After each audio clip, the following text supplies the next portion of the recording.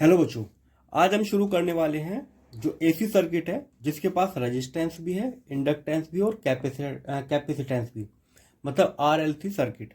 इस बारे में हमको पढ़ना है। ठीक है, अल्टरनेटिंग करंट का एक चैप्टर है। इससे पहले वाले जो चैप्टर है उससे पहले वाले टॉपिक्स इससे पहले वाली वीडियो में हो चुके हैं। अब हमें क्या करना है कि एक सर्किट है और ये अल्टरनेटिंग करंट से कनेक्टेड है और उसमें रेजिस्टेंस, इंडक्टेंस और कैपेसिटेंस तीनों है। अब हमें देखना है कि किस तरह बिहेव करेगा, किस तरह वोल्टेज और करंट का आपस में रिलेशनशिप होगा। ठीक है, तो जैसे हमने यहाँ पे अल्टरनेटिंग करंट ज्वाइन किया तो इससे जो करंट निकलेगा वो तो वही निकलेगा, आई नोट साइन ओमेगा टी, जो इसकी फ्रीक्वेंसी होगी। अब देखो बच्चों, ये जो तीनों है इनके अक्रॉस जो भी पोटेंशियल होगा उसका जो फेज रिलेशनशिप होगा करंट के साथ वो अलग अलग होगा। इससे पहले वो हमने पढ़ चुका है सिंगल रेजिस्टेंस के सर्किट में, सिंगल हमारा जो इंडक्टेंस था उस सर्किट में, और कैपेसिटेंस के में। अब देखो, अगर रेजिस्टेंस होता है उस केस में क्या होता है, वोल्टेज और करंट दोनों सेम फेज में होता है। तो अगर करंट इधर फ्लो हो रहा है तो वोल्टेज भी इधर ही फ्लो होगा। इसको ले लेते हैं हम आई, और ये हो गया वी आर। ठीक है, दोनों सेम फेज में होती है, फेज एंगल इनका जीरो होता है। फेज सेम होने का मतलब होता है सेम पॉइंट पे मैक्सिमम होंगे, सेम पॉइंट पे मिनिमम होंगे। उसी तरह हम बात करते हैं इंडक्टेंस की। इंडक्टेंस के अक्रॉस मान लेते हैं जो पोटेंशियल है वो वी एल है, और कैपेसिटेंस के अक्रॉस मान लेते हैं वी सी, और यहाँ पे वी आर। ठीक है, अब इस केस में क्या होता है, इस केस में वोल्टेज लीड करता है करंट को 90 डिग्री एंगल। तो करंट जो था वो हमारा सेम था इस डायरेक्शन में, और जो हमारा वोल्टेज होता है वो 90 डिग्री लीड करता है। ठीक है, 90 डिग्री का उसमें एंगल होता है, इसको मान लेते हैं वी एल। उसी तरह कैपेसिटेंस की बात करें, इसमें हमारा करंट तो रहेगा सेम डायरेक्शन में, पर जो हमारा वोल्टेज होता है वो 90 डिग्री लैग करता है। ठीक है, तो हमारा वीसी जो है वो 90 डिग्री लैग करेगा। अब हमें बताना है कि इन तीनों का जो कॉम्बिनेशन यहाँ पे बना हुआ है, ओवरऑल वो इसमें करंट या वोल्टेज कौन लीड करेगा वो हमको देखना है। ठीक, अब देखो बच्चों, पहले हम इसका एक ग्राफ बना लेते हैं। पहले हम इसका एक ग्राफ बना लेंगे। ठीक है, अब मान लेते हैं जो हमारा करंट है वो इस डायरेक्शन में है, आई। अब बात करें, अगर मैं रेजिस्टेंस की बात करूं तो रेजिस्टेंस का जो करंट होगा, जो वोल्टेज होगी वो इसी डायरेक्शन में होगी। इसको मान लेते हैं हम यहाँ से यहाँ तक वी आर, क्योंकि दोनों का फेज सेम है तो दोनों सेम फेज में जा रहे हैं। बात करें हम हमारे इंडक्टेंस की। इंडक्टेंस में क्या होता है, 90 डिग्री लीड कर रहा है, तो करंट से 90 डिग्री लीड कर रहा है हमारा वोल्टेज। तो इसका वोल्टेज मान लेते हैं हम 90 डिग्री लीड कर रहा है। ठीक है, ये हो गया हमारा यहाँ से यहाँ तक का वी एल। ठीक है, क्योंकि 90 डिग्री लीड करता है। अब बात करते हैं हम अपने कैपेसिटेंस की। कैपेसिटेंस में क्या होता है, 90 डिग्री लैग करता है, मतलब जो वोल्टेज होगा वो नीचे की तरफ होगा, वो मैं मान लेता हूँ यहाँ तक। ये हो गया हमारा वी सी। ठीक, अब हमें क्या करना है, जो वैल्यूज है, ये समझो, वी एल में से अगर वी सी माइनस करेंगे तो ये जो वी एल इतनी है वैल्यू और वी सी कितनी वैल्यू है इतना, अगर वी एल में से वी सी को माइनस करेंगे तो मान लेते हैं कि यहाँ तक आ गई है हमारी वैल्यू। ठीक है, यहाँ तक जो वैल्यू है वो है वी एल माइनस वी सी। ठीक, अब यहाँ पे दो वेक्टर है, अब इन दोनों का जो रिजल्टेंट निकलेगा वो मान लेते हैं हम इस डायरेक्शन में है। ठीक है, यहाँ पे ऐसे मार्क कर देते हैं। ठीक, ये जो एंगल है ये एंगल मान लेते हैं फेज डिफरेंस फाई। ठीक, अब हमें क्या करना है, इसकी जो वैल्यू है वो है ई नोट। ये वेक्टर हो गया हमारा ई नोट, जो तीनों का कॉम्बिनेशन है। ठीक है, जो तीनों के कॉमन पोटेंशियल को दिखाता है। अब हमें कैलकुलेट करना है यहाँ पे इसकी वैल्यू। देखो बच्चों, इस वेक्टर की वैल्यू कैसे निकालेंगे, पाइथागोरस से। ठीक है, तो पाइथागोरस से क्या कहेंगे, E naught equal to under root, पहले तो इसको ले लेते हैं, V R square plus V L minus V C whole square. ठीक है, अब देखो बच्चों, हमें पता है कि वी एल क्या होता है, करंट मल्टीप्लाई इसका जो रिएक्टेंस होता है वी एल, और वी सी के अक्रॉस जो होगा वी आई आई और एक्स सी। ठीक है, अब ये वैल्यूज यहाँ पुट कर देते हैं, तो ई नोट आ जाएगा हमारा, वी आर क्या होगा, आई आर। ठीक, तो आई स्क्वायर आर स्क्वायर प्लस, देखो जो मैक्सिमम के लिए लेते हैं कि मैक्सिमम कितना होगा पोटेंशियल, तो यहाँ पे आई नोट हम लगा लेते हैं, ठीक है। तो मैक्सिमम रेजिस्टेंस के अक्रॉस कितना पोटेंशियल होगा, V I naught R, inductance के आई नोट एक्सएल और कैपेसिटेंस के आई नोट एक्सी। वैल्यूज यहाँ पुट कर देंगे। अच्छा देखो, इसको लिखे जाएंगे हम I naught XL minus I naught X C whole square. I naught square बाहर आ जाएगा और यहाँ से भी बाहर आ जाएगा, तो ये कंप्लीटली बाहर आएगा तो उसकी पावर कम हो जाएगी। अंदर बचेगा हमारा R square plus XL minus X C whole square, ठीक। अब ये आई नोट इधर चला जाएगा तो E naught divide by I naught under root R square plus XL minus X C whole square. अब देखो बच्चों, इसी को ही हम कहते हैं जेड, ठीक है। जेड से डिनोट करते हैं और जेड होता है हमारा इम्पीडेंस। इम्पीडेंस का मतलब होता है ओवरऑल इस सर्किट का रेजिस्टेंस, ठीक है, जो भी यहाँ पे नेट इफेक्टिव रेजिस्टेंस, ठीक है। तो इसको कहते हैं इम्पीडेंस। इसको लिख सकते हैं हम यहाँ पे टोटल इफेक्टिव रेजिस्टेंस, रेजिस्टेंस, ठीक है, रेजिस्टेंस उसी का नाम होता है हमारा इम्पीडेंस और उसको जेड सिंबल से डिनोट करते हैं, ठीक है बच्चों। अब चलते हैं आगे। देखो बच्चों, अब हमें बताना है फेज का एंगल कितना होगा, ठीक है। वो tan थीटा से लिखेंगे, परपेंडिकुलर डिवाइड बाय बेस, मतलब V L minus V C divide by V R, ठीक है। तो अब हम यहाँ पे जब लिखेंगे tan फाई, तो हम यहाँ पे लिखेंगे tan फाई, तो ये आ जाएगा हमारा V L minus V C divide by V R. इसको लिखा जा सकता है I naught XL minus I naught XC divide by I naught R. I cancel हो जाएगा तो ये हो जाएगा XL minus XC divide by R, ठीक है। तो ये हो गया हमारा tan फाई की वैल्यू, मतलब कि वो कितना इंक्लाइंड है, ठीक, ठीक है बच्चों। तो फॉर्मूला हो गया हमारा tan phi XL minus XC divide by R. अच्छा, यहाँ पे 3 केस निकल के आते हैं। जैसे पहला, अगर एक्सएल और एक्सी बराबर हो जाए तो यहाँ पे वैल्यू रखेंगे तो tan फाई कितना हो जाएगा 0। इसका मतलब फाई फेज एंगल कितना हो जाएगा 0। और फेज एंगल 0 होने का मतलब क्या है, ये हमारा सर्किट नॉन इंडक्टिव हो जाएगा, नॉन इंडक्टिव। कहने का मतलब ये एक दूसरे के इफेक्ट को कैंसिल कर रहे हैं। जितना ये वोल्टेज को लीड करेगा उसी मात्रा में वोल्टेज को लैग कर रहा है, तो एक दूसरे के इम्पैक्ट को ये खत्म कर देते हैं, ठीक है। तो वहां पे जो इम्पीडेंस हमारा बनेगा, इम्पीडेंस का फॉर्मूला क्या होता है R square plus XL minus XC whole square. तो ये वाली वैल्यू पूरी 0 हो जाएगी, तो बचा आर। तो टोटल जो रेजिस्टेंस है वो आर के बराबर हो जाएगा और मैक्सिमम करंट वहां पे जाएगा, ठीक है। मैक्सिमम करंट सर्किट से फ्लो होगा क्योंकि ये दोनों एक दूसरे के इम्पैक्ट को कैंसिल आउट कर देंगे। जितना ये वोल्टेज को लीड करेगा ये उतना ही लैग करेगा और इम्पैक्ट खत्म हो जाएगा एक दूसरे का। इस केस में क्या होता है, मैक्सिमम पावर ट्रांसफर होती है सर्किट के अंदर से, ठीक। दूसरा केस ले लेते हैं। अगर एक्सएल जो है ग्रेटर देन है एक्सी से, एक्सएल की जो वैल्यू है ग्रेटर देन एक्सी है, तो उस टाइप में क्या कहेंगे हम, तो यहाँ पे जो वोल्टेज करेगा लीड करंट, ठीक है, बाय फेज एंगल फाई। क्योंकि ये वाली वैल्यू ग्रेटर देन है, ये स्मॉलर है, तो यहाँ पे कुछ ना कुछ पॉजिटिव वैल्यू मिलेगी, तो यहाँ से फाई की वैल्यू कुछ ना कुछ आएगी जरूर, ठीक। इस टाइप के सर्किट को हम कहेंगे इंडक्टेंस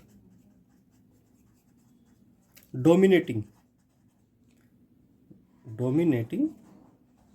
सर्किट, ठीक है। तो जो इंडक्टेंस हमारा है वो डोमिनेट करेगा। थर्ड केस क्या आता है, अगर एक्सएल की वैल्यू कम है एक्सी से, तो इसका मतलब वोल्टेज लैग बिहाइंड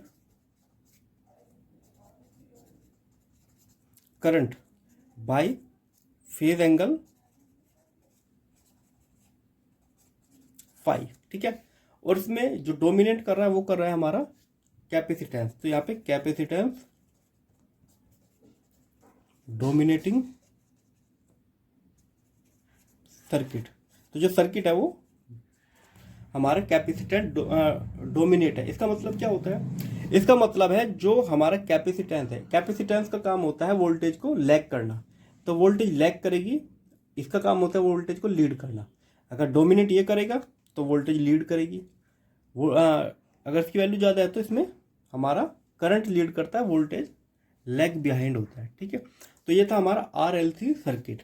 अब इसके बारे में एक चीज़ आती है, जैसे ये वाला केस है, ये दोनों चीज़ें किस पॉइंट पे बैलेंस होगी। अगर ये दोनों बैलेंस हो जाती है तो वहाँ पे रेजोनेंस आ जाता है, और रेजोनेंस आ जाता है तो मैक्सिमम पावर ट्रांसफर होती है। तो हम अगला टॉपिक पढ़ेंगे इसी के बारे में। देखो बच्चों, अब पढ़ते हैं इलेक्ट्रिकल रेजोनेंस। इसका मतलब क्या होता है, इसको मैं सिंपल लैंग्वेज से पहले समझाता हूँ। मान लेते हैं कि यहाँ पे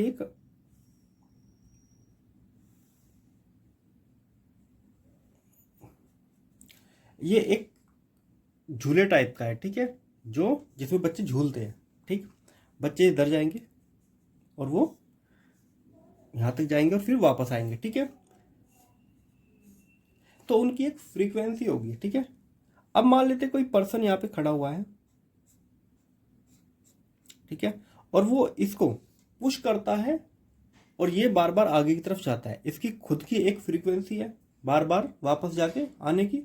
दूसरा, ये जो पर्सन है इसकी जो फ्रीक्वेंसी है इसको धक्का लगाने की, बार बार इसको पुश करने की। वो दोनों अगर मैच हो जाए, ठीक है, जब ये यहाँ पे आता है और उसी टाइम पे ये इसको एक बार पुश करे, तो ऐसा करने पे ये जो हमारा तो जो यहाँ पे स्विंग होगा उसका मैग्नीट्यूड हमेशा बढ़ जाएगा। ठीक है, जैसे कि बच्चा जैसे यहाँ पहुँचता है ये फिर पुश करता है, तो दोनों की फ्रीक्वेंसी सेम है। इसकी फ्रीक्वेंसी मान लेते हैं हमारा और इसकी v2। अगर दोनों फ्रीक्वेंसी सेम है तो इसका मतलब यहाँ पे जो मैग्नीट्यूड होगा वो मैक्सिमम होगा। ठीक है, तो ज़्यादा दूर तक बच्चा स्विंग करेगा। उसी तरह यहाँ पे हमारा रेजिस्टेंस है, इन तीनों की खुद की एक फ्रीक्वेंसी है। ठीक है, क्योंकि ये क्या है, किस टाइप का सर्किट है, ये ऑक्सीलेटरी सर्किट है। और जो यहाँ पे पावर सप्लाई हमने AC ऐड की है, अगर उसकी और इन तीनों की फ्रीक्वेंसी मैच हो जाए तो क्या होगा, यहाँ पे मैक्सिमम एम्पलीट्यूड हमको देखने को मिलेगा। ठीक है, करंट या पावर मैक्सिमम ट्रांसफर होगी। इसको बच्चों एक एग्जांपल से और समझाता हूँ। मान लेते हैं हमारे फ़ोन में हमारे पास एक रेडियो है, रेडियो में तीनों जो हमारा सर्किट होता है रेडियो के अंदर, उसके अंदर ये तीनों चीज़ें होती है। ठीक है, पावर सप्लाई भी उसके अंदर है, तो उसकी एक फ्रीक्वेंसी होती है जिसको कहते हैं नेचुरल फ्रीक्वेंसी। ठीक, दूसरा, जो रेडियो स्टेशन होते हैं वहाँ से जब कोई वेव, रेडियो वेव जो है ट्रांसफ़र की जाती है, ट्रांसमिट की जाती है, तो वो हमारी रेडियो का जो रिसीवर है उससे आके मैच होती है। जो वहाँ से फ्रीक्वेंसी भेजी गई है वो फ्रीक्वेंसी जब हम मैच कर लेते हैं तो वो वाला FM या वो वाला चैनल चलना शुरू हो जाता है। जब बिल्कुल दोनों अलाइंड हो जाती है, दोनों की फ्रीक्वेंसी सेम हो जाती है, तो वो चैनल हमको साफ साफ सुनाई देता है।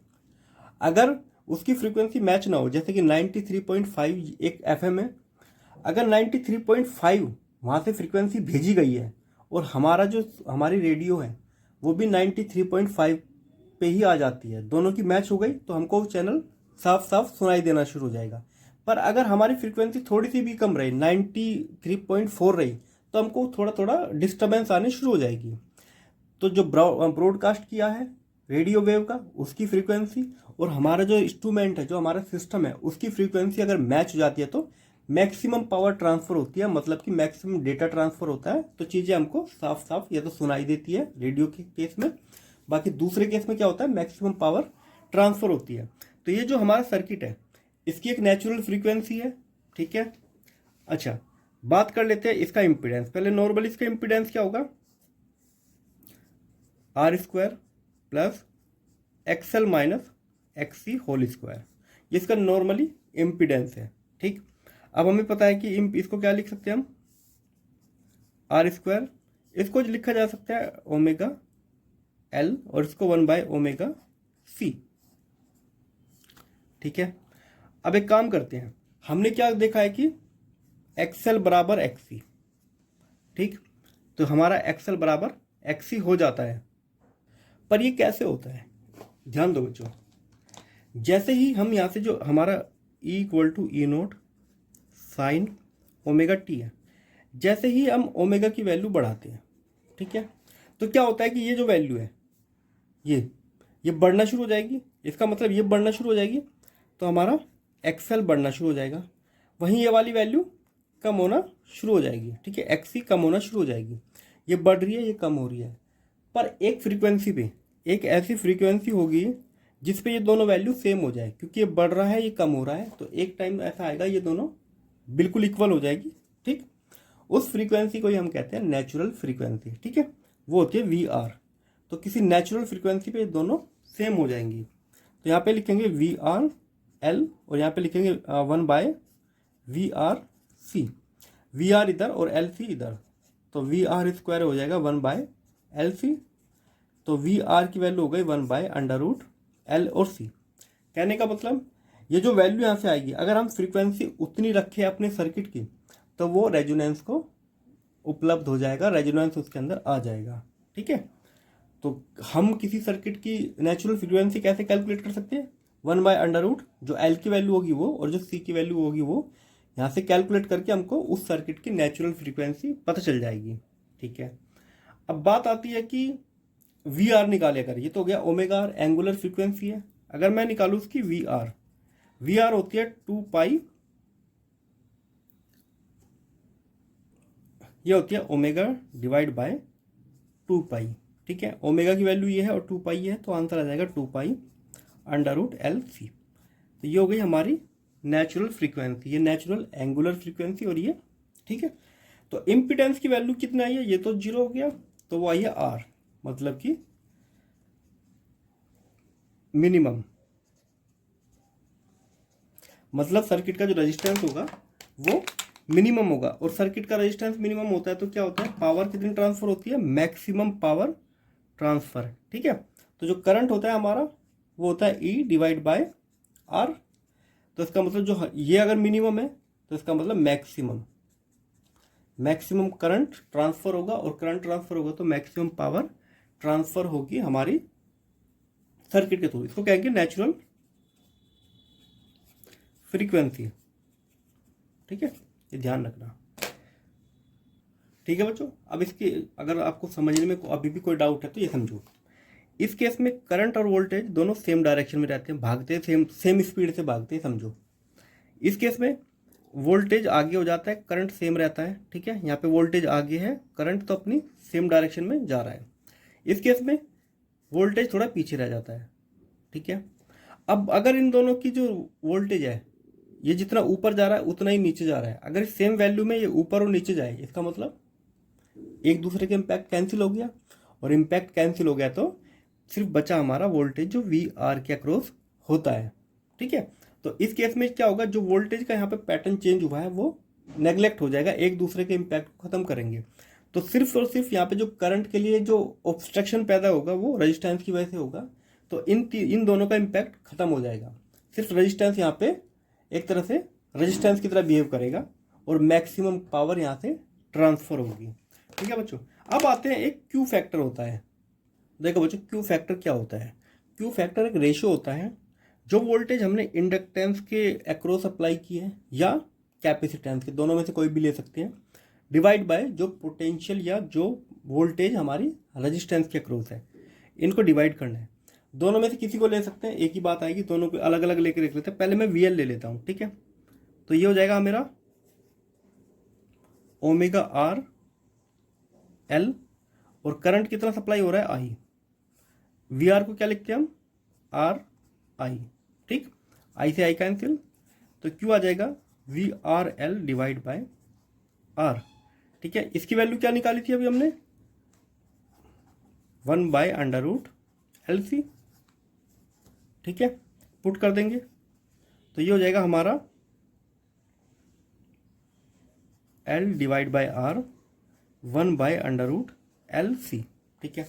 अगर मैं इसको भी अंडर रूट के अंदर ले लूँ तो ये हो जाएगा 1/R रहेगा बाहर, क्योंकि इसका स्क्वायर हो जाएगा अंदर जाते ही, और L से L कट गया तो L डिवाइड बाय R, ठीक है। तो क्वालिटी फैक्टर C यहाँ पे आएगा C, तो ये हो गया मेरा क्वालिटी फैक्टर, ठीक है। इसको अगर मैं निकालूँ दूसरे तरीके से, Q equal to 1/ωRC I divide by R I, क्योंकि हमारा ये क्या होता है, पोटेंशियल ये तो होगा कैपेसिटेंस के केस में 1/ω/c। आई से आई कैंसिल, तो क्यू आ जाएगा हमारा 1/RC⍵R। ठीक, इसकी वैल्यू वापस से पुट करेंगे तो 1/RC, तो ये हो जाएगा हमारा 1/√, तो ऊपर चला जाएगा LC। ठीक, अब हम एक काम करते हैं, C को इसके डिनोमिनेटर में ले लेते हैं, तो C² हो जाएगा, R को बाहर ही रखते हैं, तो ऊपर रहेगा L और नीचे जो C का स्क्वायर था C। दोनों केस में सेम ही वैल्यू आएगी क्वालिटी ऑफ फैक्टर की। ठीक है, और ये रेजोनेंस सर्किट के ही लिए होता है। रेजोनेंस का मतलब जब इन दोनों की वैल्यू सेम होती है। ठीक है, तो इनमें से किसी एक को लेके डिवाइड कर देना है R की वोल्टेज से, तो ये आ जाएगा हमारा क्वालिटी फैक्टर। अच्छा, क्वालिटी फैक्टर का मतलब क्या है? जितना क्वालिटी फैक्टर ज़्यादा होगा उतना ही रेजोनेंस शार्प होगा। ठीक है, रेजोनेंस शार्प। ठीक है, ये समझो, जैसे हमारी मैंने अभी बताया था कि रेडियो है, उसका क्वालिटी फैक्टर जितना अच्छा होगा वो उतनी ही अच्छी तरह क्या करेगी, पावर को ट्रांसमिट कर सकती है, वो एफएम को अच्छी तरह चला सकती है। ठीक है, रेडियो वेव को अच्छी तरह कैप्चर कर सकती है। तो हर एक आइटम का, हर एक सिस्टम का रेजोनेंस फैक्टर अलग अलग होता है। वो उसकी क्वालिटी को बताता है कि वो कितनी अच्छी तरह कैप्चर कर सकता है अपनी नेचुरल फ्रीक्वेंसी और जो ब्रॉडकास्ट हो रही है फ्रीक्वेंसी उसको। ठीक है, तो जैसे जैसे इम्प्रूवमेंट होती रहती है तो डिवाइस में अच्छे से अच्छा शार्पनेस आती रहती है, वो उतनी ही क्लियरली या तो ऑडियो हो या किसी दूसरी पावर को अच्छी तरह ट्रांसफर करती है। ठीक है, इसलिए हम क्वालिटी फैक्टर को पढ़ते हैं। क्वालिटी फैक्टर जितना अच्छा तो इंस्ट्रूमेंट की कैप्चर करने की कैपेबिलिटी उतनी ही ज़्यादा। ठीक है बच्चों, अब बढ़ते हैं अपने अगले टॉपिक की तरफ। देखो बच्चों, हमें अब कैलकुलेट करना है average power associate with resistance. एक हमारा सर्किट है जिसके पास रेजिस्टेंस है, या ये नॉन इंडक्टिव सर्किट हमारे पास वो है। इसके अंदर कितनी पावर स्टोर होती है वो हमको बताना है कि इसके साथ कितनी पावर एसोसिएट है। ठीक है, मतलब कितनी एनर्जी ये खर्च कर रहा है वो हमको कैलकुलेट करनी है। डीसी के केस में हमको पता है। ठीक है, वही सेम फॉर्मूला यहाँ पे अप्लाई करेंगे और निकालते हैं। यहाँ पे वोल्टेज कितना है, equal to E0 sine omega T, और करंट कितना है I0 साइन ओमेगा टी। क्योंकि खाली यहाँ पे रेजिस्टेंस है तो दोनों सेम फेज में है, दोनों की देखने में एक जैसे लग रहे हैं। ठीक है, अब पावर क्या होती है, पावर होती है EI। वैल्यूज पुट कर देते हैं, तो ये हो जाएगा हमारा E0 I0, पहले वैल्यूज रख लेते हैं, E0 sine omega T multiply I0 sign omega T, तो ये आ जाएगा E0 I0 sign omega T. ये तो गई हमारी पावर। ठीक है, अब मान लेते हैं कि कुछ टाइम के लिए सर्किट में हमने पावर को सप्लाई किया, वो टाइम मान लेते हैं small time dt, power supply. ठीक है, तो वर्क डन कितना हो गया, वो हो जाएगा dw, मतलब कि dw इतने अमाउंट में एनर्जी खर्च हुई है कुछ टाइम के अंदर। तो ये dw कैलकुलेट करते हैं, dw आ जाएगा हमारा जो पावर है वो dt। ठीक, इंटीग्रेशन कर देते हैं, जितने भी टाइम के लिए हमको चलाना है, ये होगा 0 से w, ये हो जाएगा 0 से t। ठीक है, ये कंप्लीट साइकिल तक देख लेते हैं, पूरी साइकिल के अंदर जो पूरी एक फ्रीक्वेंसी होती है उसमें कितनी पावर एसोसिएट होती है। यह आ जाएगा हमारा w, p की वैल्यू पुट कर लेते हैं E0, क्योंकि कॉन्स्टेंट है I0। अच्छा, यहाँ पे स्क्वायर हो जाएगा बच्चों, ध्यान रखो। ठीक है, वो स्क्वायर हम भूल गए थे, sine square omega T 0 to t, और यहाँ पे लगेगा dt। ठीक है, ये कांस्टेंट है क्योंकि इनके साथ कोई भी t नहीं है तो बार, तो ये हो जाएगा हमारा E0 I0। इसको लिखा जा सकता है 1 minus cos 2 omega T divide by 2 dt, 0 से t, 2 बार आ जाएगा तो E0 I0 डिवाइड बाय 2। अच्छा, इसका इंटीग्रेशन, 1 का इंटीग्रेशन होता है t, और कोस का इंटीग्रेशन क्या होता है, साइन। तो ये हो जाएगा हमारा साइन 2 ओमेगा टी, और डिवाइड किससे करना पड़ेगा, जो भी टी के साथ यहाँ पे होता है 2 ओमेगा। ठीक है, 0 to t। वैल्यूज पुट कर लेते हैं, E0 I0 डिवाइड बाय 2, पहले t को पुट करना पड़ेगा अपर लिमिट को।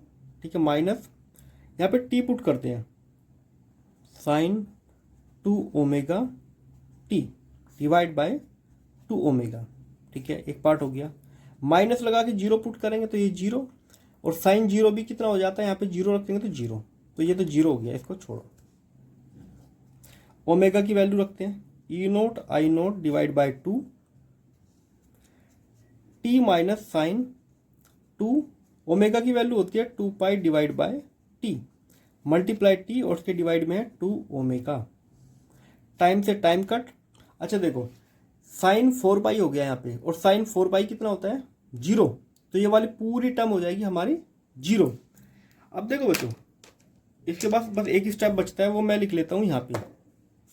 ठीक है, ध्यान रखना, ये पूरी टर्म हो जाएगी जीरो, और यहाँ पे क्या बचा है हमारा, टी।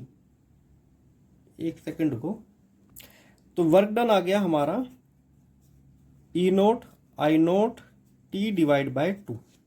ठीक, अब देखो हम क्या करते हैं कि टी, ये तो हो गया पूरे एक टी टाइम के लिए हमारी कितनी एनर्जी खर्च हुई है। अगर हम एवरेज पावर निकालें तो हमको टाइम से डिवाइड करना पड़ेगा। पावर क्या होती है, work done divide by T, तो उसको टी से डिवाइड करेंगे तो ये हमारी एवरेज पावर आ गई। ठीक है, ये ध्यान रखना।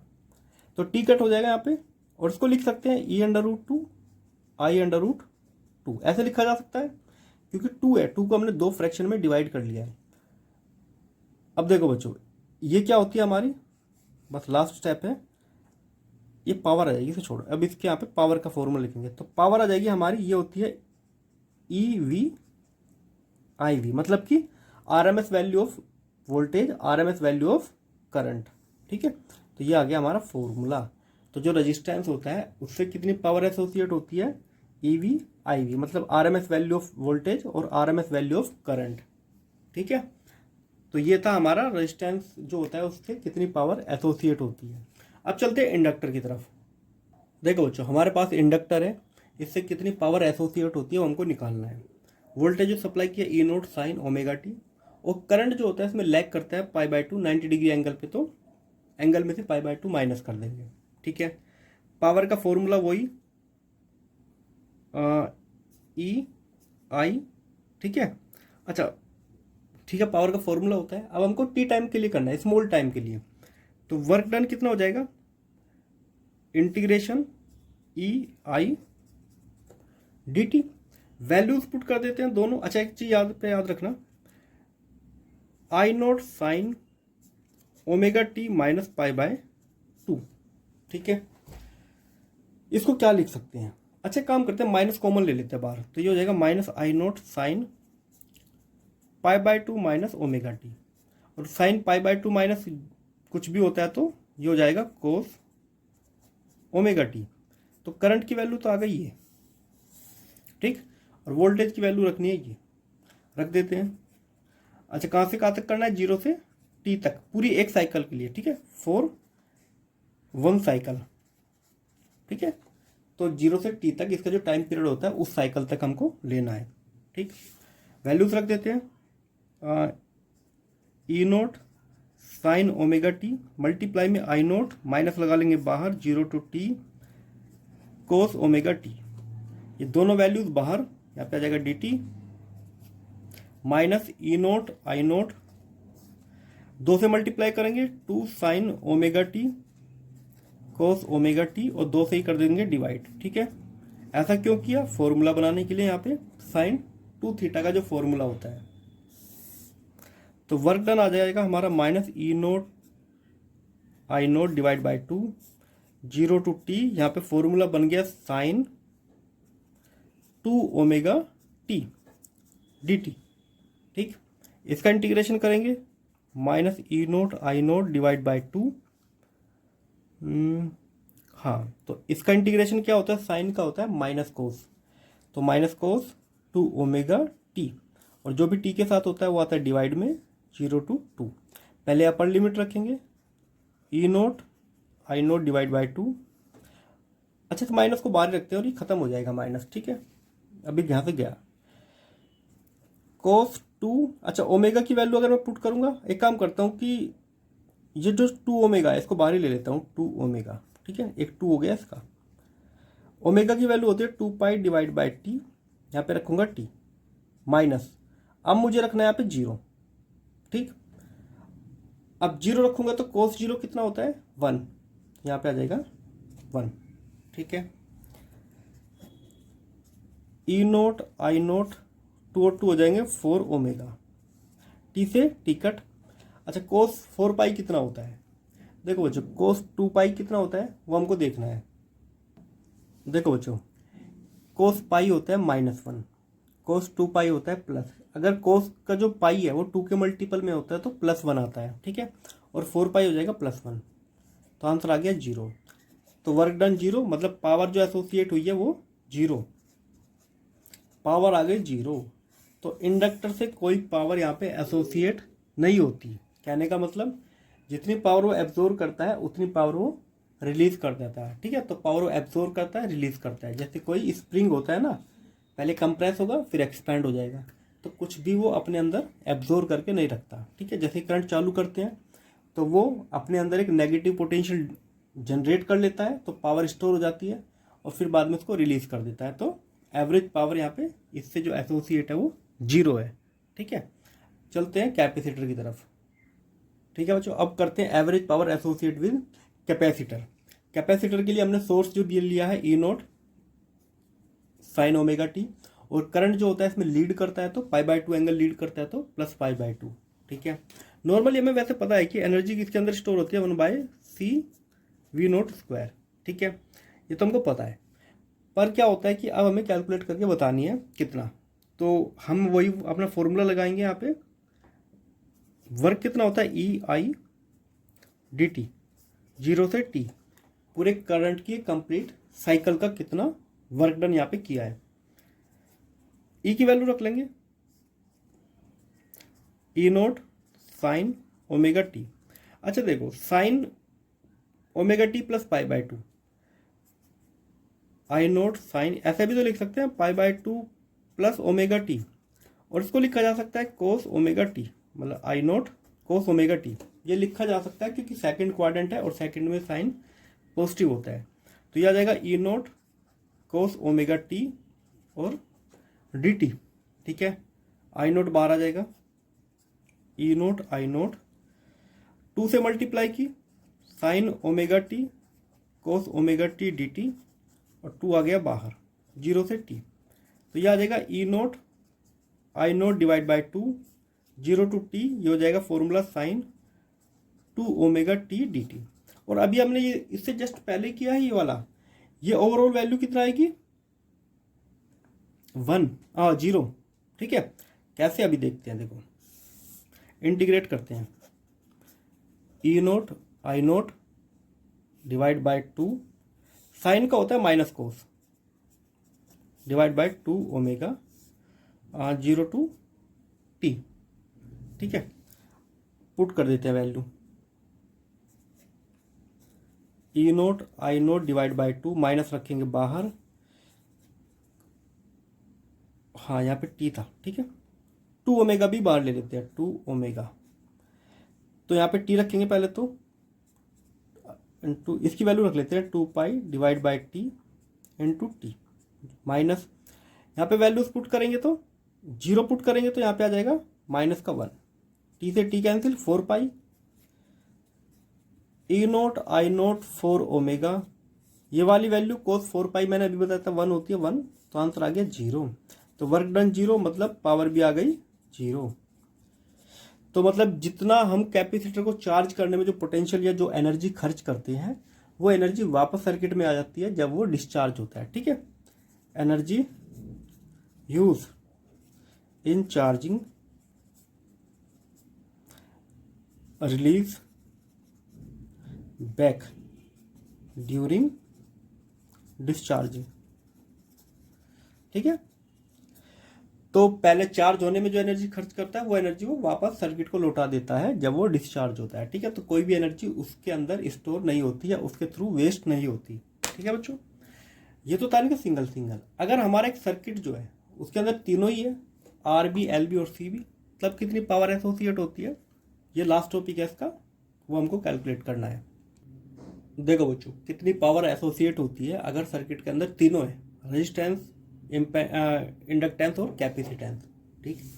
अब ये रेजोनेंस में नहीं है, ठीक, तो यहाँ पे हम वो वाले फॉर्मूले नहीं लगाएंगे, सिंपल एक सर्किट है। वोल्टेज कितनी है इसकी, ई नोट साइन ओमेगा टी, ठीक है, ये हमारी वोल्टेज हो गई। जो करंट यहाँ पे जाएगा I naught sine omega T minus five, ठीक है, कुछ यहाँ पे फेज एंगल होगा। हम मान लेते हैं कि यहाँ पे जो इंडक्टेंस है, इंडक्टर है, वो ज़्यादा है एज कम्पेयर टू कैपेसिटर। तो यहाँ पे क्या करता है कि करंट लैग करता है, वोल्टेज लीड करता है, ठीक है। तो थोड़ी इसकी जो वैल्यू है वो थोड़ी ग्रेटर देन है, ये हम मान के चलते हैं। अब बात आती है, चलो सोल्व करते हैं। वही हमारा अभी तरीका, वर्क डन कितना होता है, ई आई डी टी, और हमें लेना है 0 to t पूरी साइकिल के लिए, ठीक है। पुट कर देते हैं वैल्यू। ई की वैल्यू हो जाएगी हमारी E naught sine omega T, ठीक है, ये हो जाएगी हमारी I naught sine omega T minus five, ये हो जाएगा हमारा डी टी, ठीक है। अब हम क्या करेंगे, देखो बच्चों, अब हम क्या करेंगे, इसको ओपन करेंगे फॉर्मूले से, ठीक है। तो 0 to t E naught I naught sine omega T, ठीक है, ये साइन हो गया। इसका फॉर्मूला होता है साइन, देखो साइन ए माइनस बी है, तो इसका फॉर्मूला होता है साइन ए कोस बी माइनस कोस ए साइन बी, ठीक है। ये इसका ओवरऑल फॉर्मूला होता है, 11th क्लास में आपने पढ़ा होगा। अब हम क्या करते हैं, ई नोट आई नोट को बाहर लेते हैं, इनकी हमें ज़रूरत नहीं है। इसकी मल्टीप्लाई करेंगे अंदर, 0 to t E naught I note, ठीक है। साइन की मल्टीप्लाई करेंगे तो यहाँ पे हो जाएगा साइन स्क्वायर ओमेगा टी कोस फाइव, माइनस इसकी मल्टीप्लाई अंदर करेंगे तो sign omega T cos omega T और साइन फाइव, ये हो गया डी टी, ठीक है। अब एक काम करते हैं, थोड़ा इसको हम सेपरेट करके लिखते हैं। यहाँ पे दो टर्म आ गए, एक ये और एक ये, दोनों को अलग अलग करके लिखेंगे ताकि हमारा आसान हो। तो ये हो जाएगा हमारा ई नोट आई नोट। अच्छा देखो, ये कोस फाइव है, इसकी भी हमको जरूरत नहीं, ये भी कांस्टेंट है, इसको भी बाहर ले लेते हैं। तो एक सेकंड को इसी के साथ लेंगे, कोस फाइव हमने बाहर लिया, अंदर बचा सिर्फ sine square omega T D T minus, अच्छा इधर ले आएंगे इसको, ई नोट आई नोट, इसमें 2 से मल्टीप्लाई करेंगे, 2 से डिवाइड करेंगे, ठीक है, और साइन को बाहर रखेंगे। एक सेकंड को, थोड़ा सा कॉम्प्लिकेट हो गया।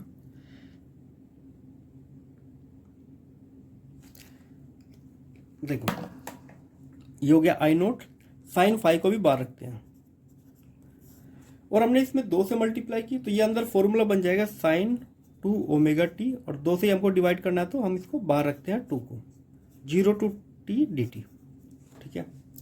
अब देखो बच्चों, ये वैल्यू होती है 0, साइन की जो ये वाली वैल्यू होती है 0, और ये जो वैल्यू होती है, मैं अभी लिख के बता देता हूँ।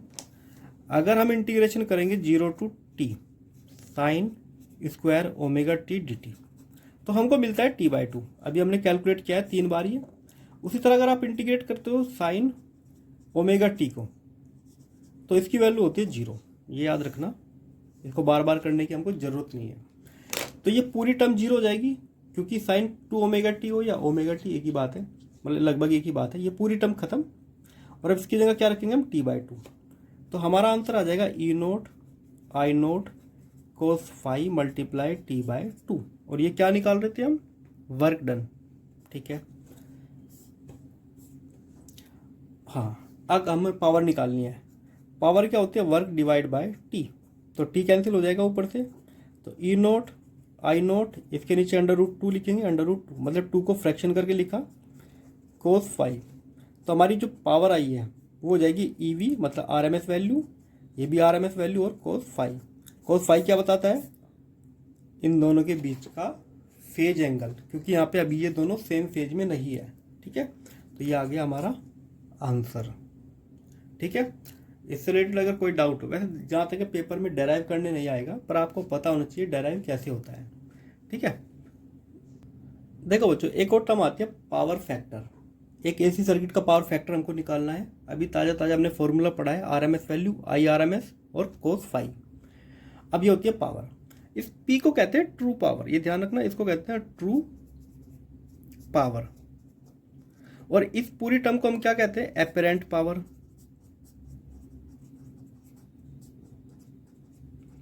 और ये जो कोस होता है, इसको कहते हैं पावर फैक्टर। ठीक है, ये ध्यान रखना। अगर मुझको निकालना है पावर फैक्टर, मतलब cos फाई निकालना है,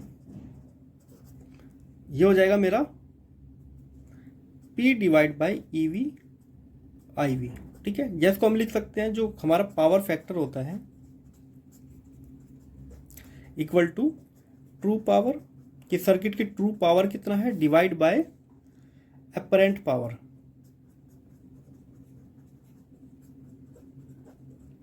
ठीक है, ये हो गया हमारा cos फाई।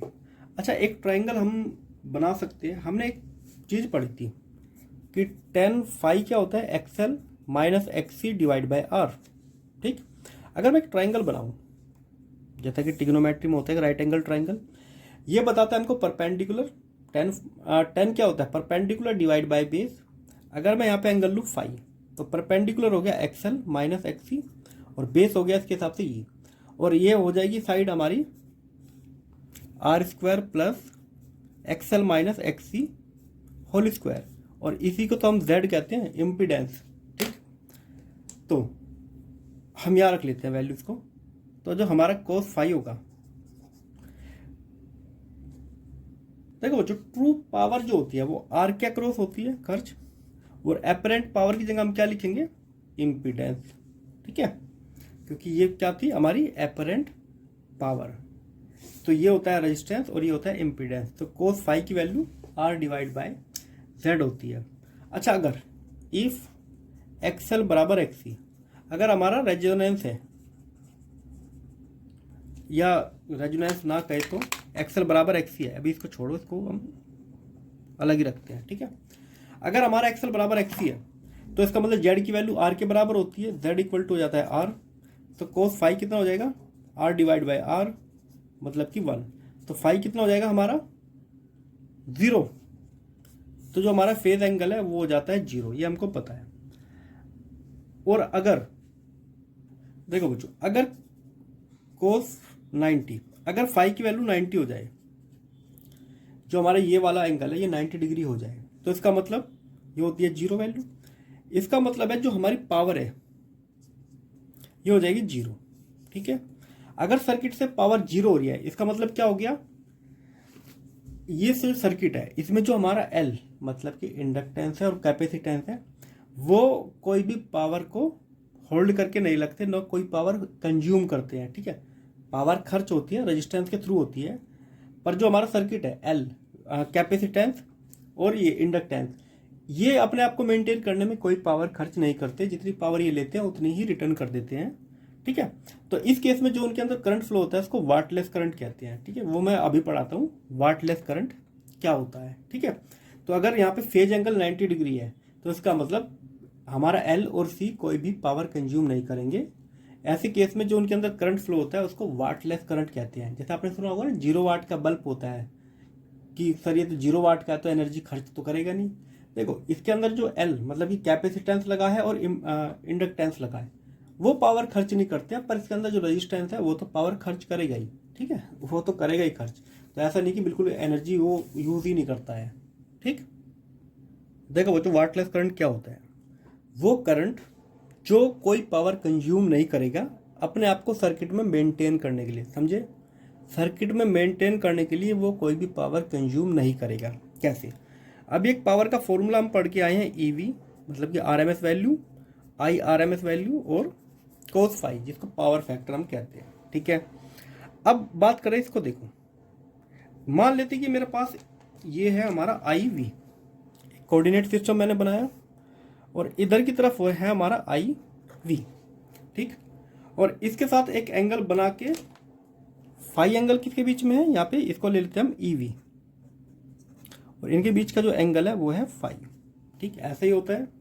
अब इसके दो कंपोनेंट हम बना सकते हैं, IV के दो कंपोनेंट बना सकते हैं। एक तो इसी की लाइन में इसको लिख सकते हैं IV cos फाई, और एक एंगल से 90 डिग्री पे बना सकते हैं जिसको कहेंगे IV sin फाई। वेक्टर के केस में हमने पढ़ा है कि हम इसको बना सकते हैं। इन दोनों के बीच में एंगल कितना है, 90 डिग्री। ठीक है, अब बात करते हैं अपने फॉर्मूले पे। अब यहाँ पे जो एवरेज पावर हम कैलकुलेट करेंगे, पहले इस करंट के लिए करेंगे, तो एवरेज पावर हो जाएगी हमारी EV I V cos phi, ठीक है, ये हो गई। अगर इसके लिए करेंगे तो ई वी और आई वी के बीच में एंगल कितना है, 90 डिग्री, ठीक है।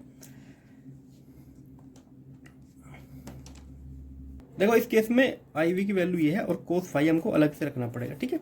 ये तो पूरी सी की वैल्यू है ना, ये दोनों सेम फेज में है, तो यहाँ पे कितना है 0 डिग्री और कोस 0 कितना होता है 1, तो हमारा ये आ जाएगा E V I V cos phi, ठीक है।